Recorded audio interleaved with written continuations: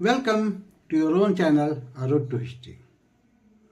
मैं अखिलेश कुमार फिर से आपसे मुखातिब हूँ एक नए चैप्टर को लेकर। लेकिन उस नए चैप्टर की शुरुआत के पहले मैं एक सूचना देना चाहता हूँ कि मैं फर्स्ट वीक ऑफ फरवरी से UPSC main history optional, BPSC main history optional और नेट जून 2025 के लिए ऑनलाइन क्लासेस शुरू कर रहा हूँ।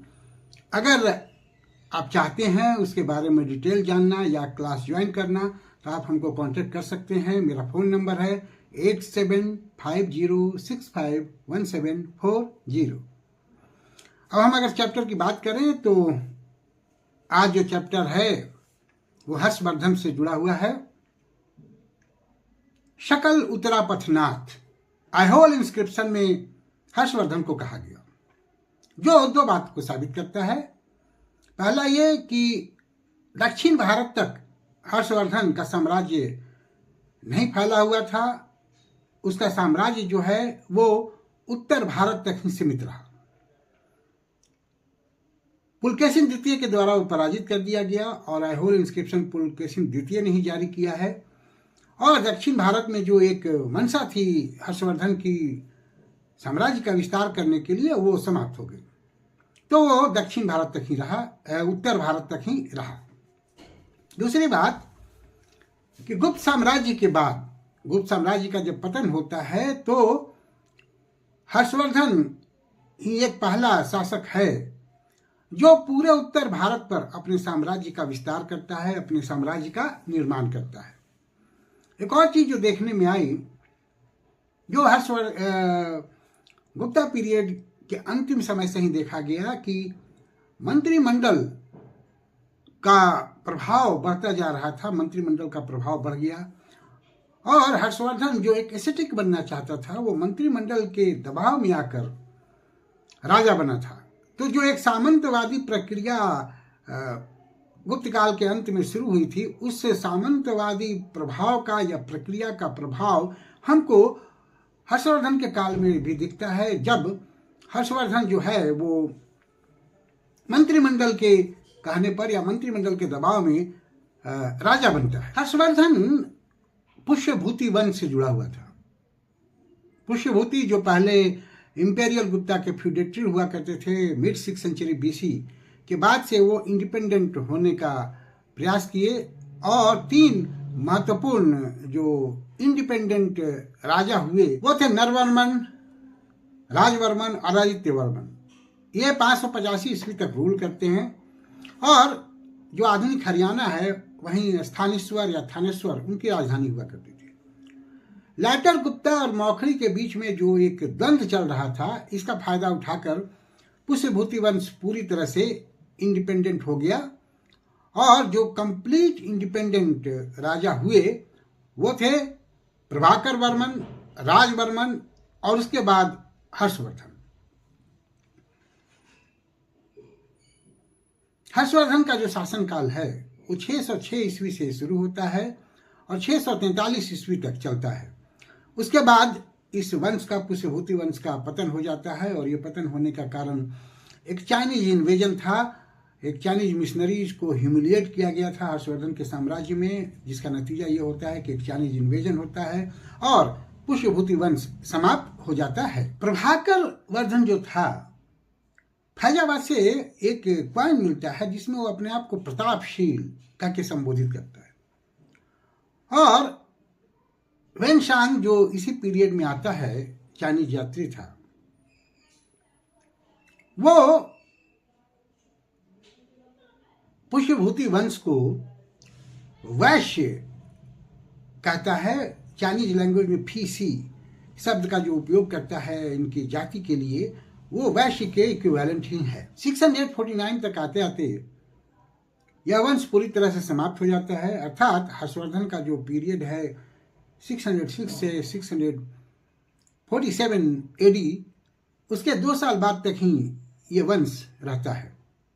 अगर हम हर्षवर्धन के पीरियड के सोर्सेस की बात करें तो 2 जो रिटन सबसे महत्वपूर्ण सोर्स हैं वो हैं हर्षचरित जो वान भट्ट के द्वारा लिखा गया और जो वेनसांग ने अपनी मेमोरी लिखी हैं उससे हमको बहुत सारी जानकारी प्राप्त होती है। हालांकि कुछ इतिहासकार कहते हैं कि इसमें बहुत सारा अतिशयोक्ति है, एग्जैजरेशन है, या हर्षवर्धन की बहुत ज्यादा तारीफ की गई है। लेकिन अगर हम गहराई से जांच करें तो ये दोनों जो रचनाएं लिखी गई उस पर राज दरबार का कोई प्रभाव नहीं था। वान भट्ट जब हर्षचरित लिखता है तो वो दरबारी कवि नहीं था, वो राज दरबार से कहीं दूर बैठकर इसकी रचना कर रहा था। उस पर किसी भी तरह का राज दरबार का प्रभाव नहीं था, या कोई उसको प्रलोभन नहीं था कि राजा से उसको कुछ मिल जाएगा, इसलिए झूठी तारीफ की कोई बात उसके अंदर नहीं थी। तो जो अतिशयोक्ति का एक जो आरोप लगता है वो बहुत हद तक सही नहीं है। ठीक उसी तरह से वेनसांग जब यहां से वापस जाता है चाइना, तब वो लिखता है, यहां किसी के दबाव में आकर या किसी के प्रभाव में आकर वो कुछ नहीं लिखता है। तो ये कहना कि उसके राइटिंग में अतिशयोक्ति है वो कहीं से बहुत उचित नहीं लगती है। यहां तक कि जो हर्षचरित लिखा गया, जिसको फर्स्ट पॉलिटिकल बायोग्राफी कहा जाता है, it has nothing to do with Harshvardhan. और एक और रचना है वान भट्ट की कादम्बरी। कादम्बरी भी पॉलिटिकल हिस्ट्री के बारे में बहुत कुछ नहीं लिखता है, बल्कि एडमिनिस्ट्रेटिव और सोशल हिस्ट्री के बारे में बहुत सारी जानकारी हमको उस पीरियड की प्राप्त होती है। कादम्बरी में जो एक सामंतों की हायरार्की थी, परम सामंत से लेकर लघु सामंत तक, उसकी चर्चा की जाती है। तो बहुत सारे एडमिनिस्ट्रेशन की जानकारी हमको उससे प्राप्त होती है। तो जो आरसी मजुमदार का आरोप था अतिशयोक्ति का, वो पूरी तरह से सही साबित नहीं होता है।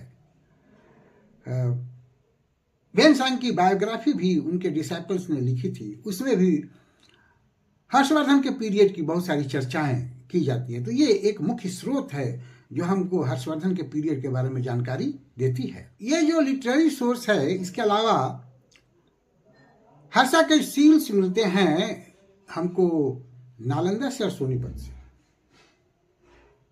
that provide us information about the genealogy of Pusya dynasty and also about some sort of about provincial administration.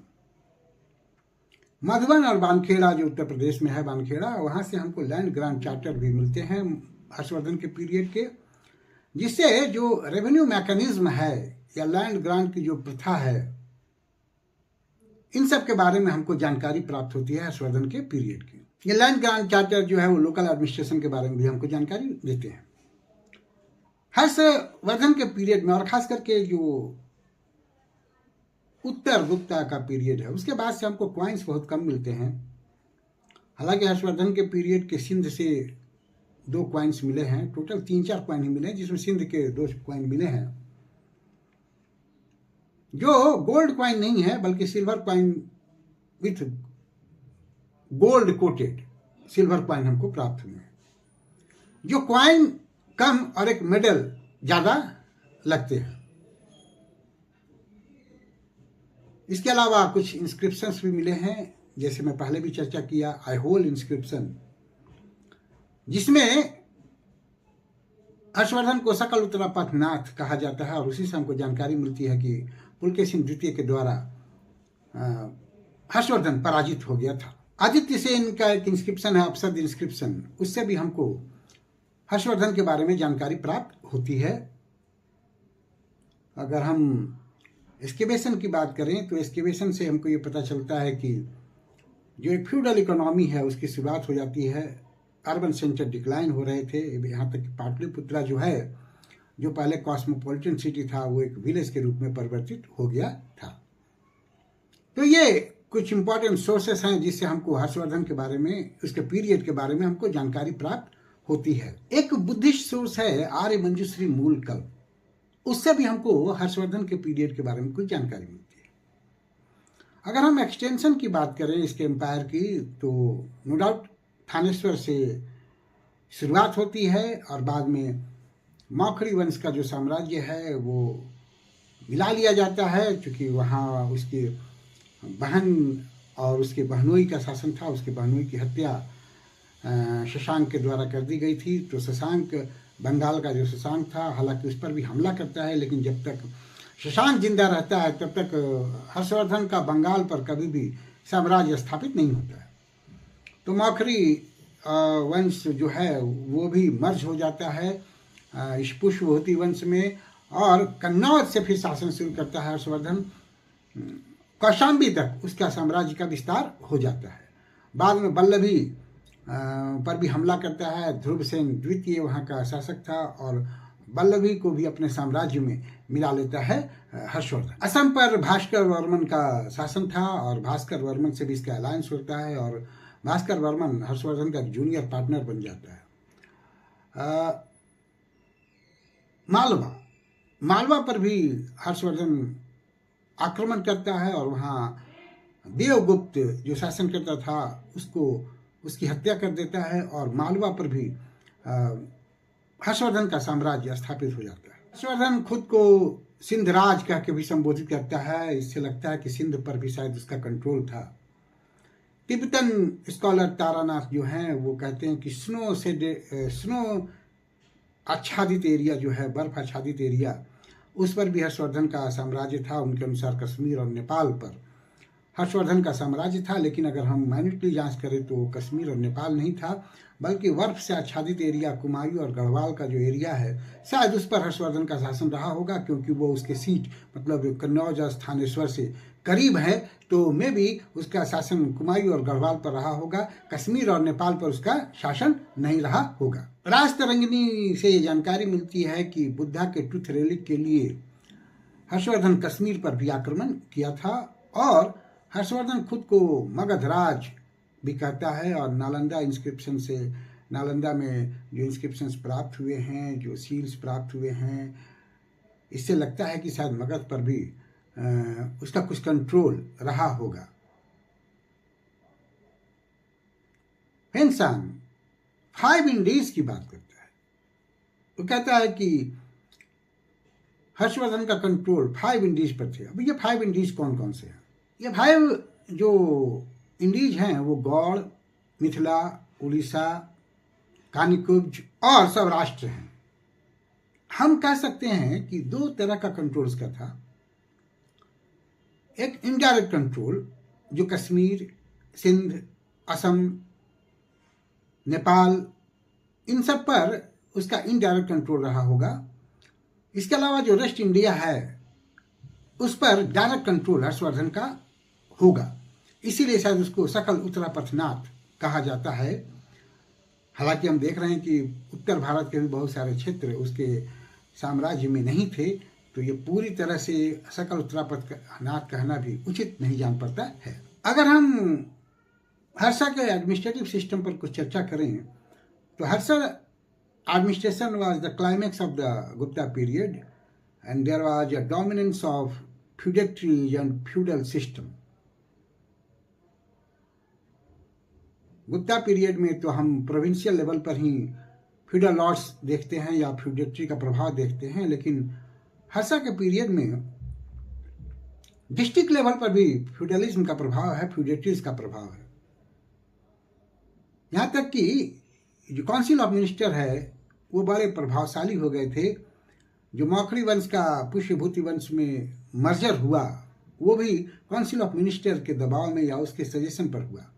यहाँ तक कि जो मैं पहले बताया कि हर्षवर्धन जो एसेटिक बनना चाहता था वो काउंसिल ऑफ मिनिस्टर के दबाव में आकर वो राजा बनता है। तो जो ये पीरियड है वो प्री फ्यूडल से फ्यूडल का पीरियड है, एंटिक्विटी का पीरियड है और एक बदलाव हमको नजर आता है। फ्यूडल लॉर्ड का हमको कंट्रोल नजर आता है। ये फ्यूडलिज्म का जो प्रभाव है वो हमको टाइटल्स में भी नजर आता है। परमेश्वर मतलब ईश्वरों का जो ईश्वर है, हालांकि ईश्वर कौन, जो फ्यूडल लॉर्ड्स हैं वो ईश्वर हैं, उनका जो परम ईश्वर है वो राजा है। उसी तरह से परम भट्टारक मतलब भट्टारकों का जो परम है अर्थात राजा, वो परम भट्टारक है। मतलब कि एक हायरार्की हमको देखने को मिलती है, और इसी हायरार्की की चर्चा जो है कादम्बरी में बाण भट्ट करता है, परम सामंत से लेकर लघु सामंत तक। तो एक फ्यूडल स्ट्रक्चर हमको एडमिनिस्ट्रेटिव सिस्टम में देखने को मिलता है। जो मैंने पहले बताया कि काउंसिल ऑफ मिनिस्टर्स भी बड़ा फ्यूडलिज्म या फ्यूडल लॉर्ड के प्रभाव में आ गए थे। जो सबसे एक बड़ा इंपॉर्टेंट पद होता था कुमार अमात्य का, जो गुप्ता पीरियड से चला आ रहा था। अब कुमार अमात्य हर्षा पीरियड में आकर कोई फ्यूडल लॉर्ड ही होता था।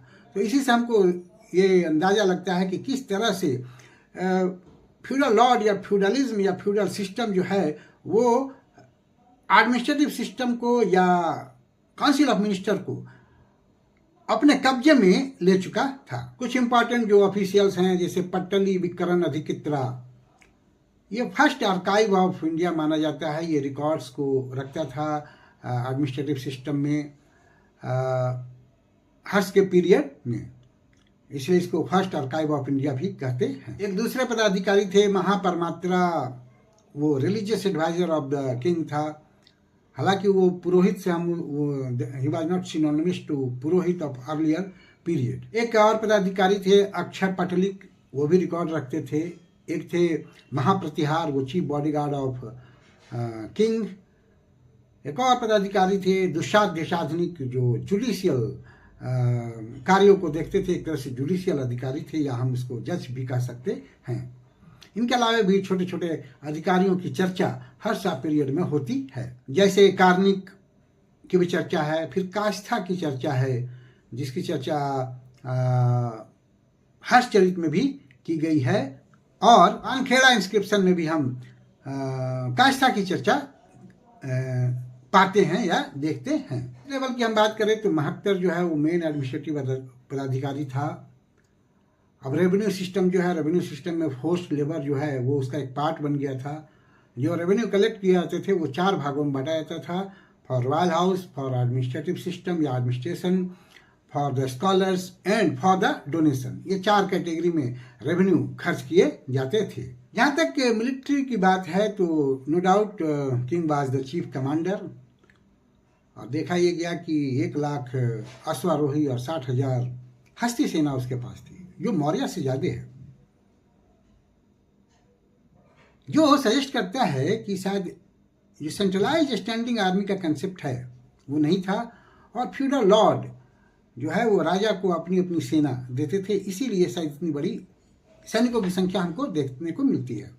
अर्थात एडमिनिस्ट्रेशन से लेके मिलिट्री तक फ्यूडलिज्म से प्रभावित था। नो डाउट हर्षवर्धन इसको चेक करने का बहुत प्रयास करता है, इसको कंट्रोल करने का प्रयास करता है, but he was fighting against the changing time, and none can fight against the changing time and none can stop the change which are going on.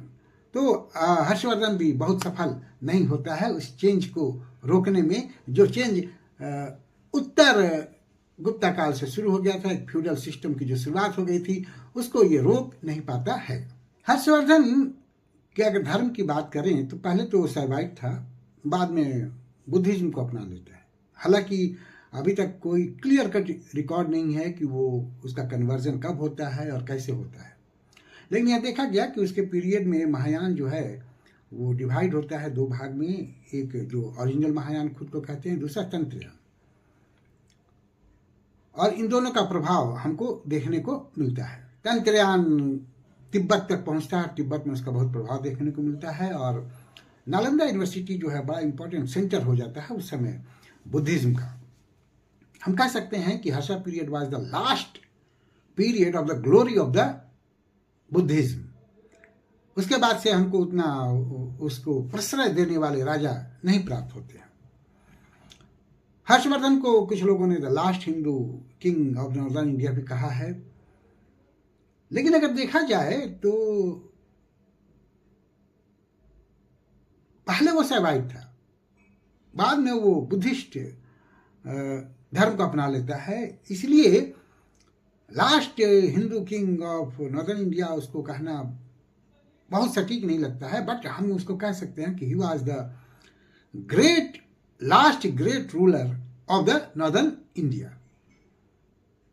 तो इस प्रकार हम देखते हैं कि किस तरह से गुप्त साम्राज्य के बाद हर्षवर्धन फिर से नॉर्दर्न इंडिया को एक सूत्र में बांधने का प्रयास करता है और बहुत हद तक वो सफल भी होता है। दूसरी बात की जो बुद्धिज्म की जो ग्लोरी है, जो गुप्ता पीरियड में थोड़ी मध्यम हो गई थी, उसको फिर से वो उजागर करने का प्रयास करता है।